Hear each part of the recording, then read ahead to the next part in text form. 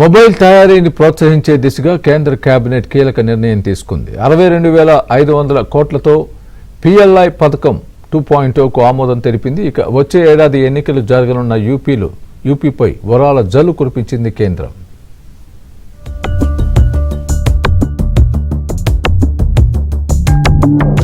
బుధవారం ప్రధాని మోదీ అధ్యక్షతన కేంద్ర మంత్రివర్గం సమావేశమైంది. కేబినెట్ సమావేశంలో పలు కీలక నిర్ణయాలు తీసుకుంది. 2,19,353 కోట్ల పనులకు ఆమోదం తెలిపింది. వచ్చే ఏడాది ఎన్నికలు జరగనున్న ఉత్తరప్రదేశ్పై కేంద్రం వరాల జల్లు కురిపించింది. అక్కడి ప్రాజెక్టులపై ప్రత్యేక దృష్టి సారించింది. వారణాసిలో 2 మెగా కారిడార్లకు కేంద్ర మంత్రివర్గం ఆమోదం తెలిపింది. వారణాసి రింగ్ రోడ్ 31వ జాతీయ రహదారిని కలుపుతూ 43.21 కిలోమీటర్ల ఎలివేటెడ్ కారిడార్కు కేబినెట్ అనుమతులిచ్చింది.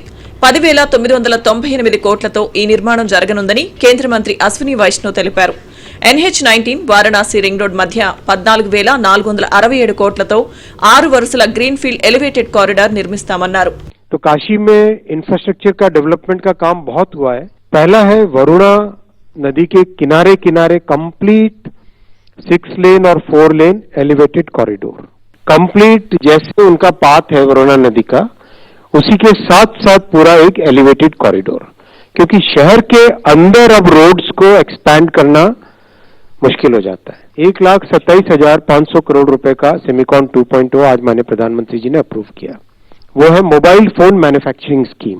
इसमें 62,500 करोड़ रुपीस का लेआउट हुआ. National investment policy for urea. Technology రంగంలో స్వయం సమృద్ధి సాధించేందుకు సెమీకండక్టర్ యూనిట్ల ఏర్పాటుకు కేంద్రం ప్రోత్సాహకాలు ప్రకటించింది. ఈ క్రమంలోనే దేశీయంగా ఉత్పత్తిని పెంచేందుకు కేంద్రం PLI పథకాన్ని తీసుకొచ్చింది. ఇందులో భాగంగా 1,27,000 కోట్లతో సెమీకాన్ 2.0 ప్రోగ్రాంను ఆమోదించింది. రైతుల సంక్షేమమే ధ్యేయంగా మోదీ సర్కార్ భారీ కేటాయింపులు చేసింది. 2026-27 సంవత్సరానికి గాను చెరకు ఫెయిర్ అండ్ రెమ్యునరేటివ్ ప్రైస్ కోసం ఏకంగా 1,00,000 కోట్లను కేటాయించింది. కాటన్ మిషన్, పత్తి ఉత్పాదకతను పెంచేందుకు మిషన్ ఫర్ కాటన్ ప్రొడక్టివిటీ కింద 5,659 కోట్లు మంజూరు చేసింది. యూరియా కోసం జాతీయ పెట్టుబడి విధానాన్ని ప్రవేశపెడుతున్నట్లు కేంద్ర మంత్రి అశ్విని వైష్ణవ్ తెలిపారు. రైల్వే నెట్వర్క్ ను బలోపేతం చేసేందుకు 3 కీలక మార్గాల్లో 3వ, 4వ లైన్ల నిర్మాణానికి ఆమోదం తెలిపినట్లు అశ్విని వైష్ణవ్ తెలిపారు.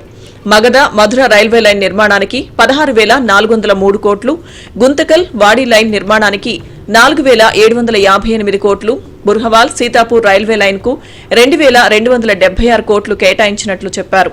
MSMEలకు మద్దతిచ్చేలా emergency credit line guarantee scheme కోసం 18,100 కోట్లను కేటాయిస్తూ కేంద్ర ప్రభుత్వం నిర్ణయం తీసుకుంది.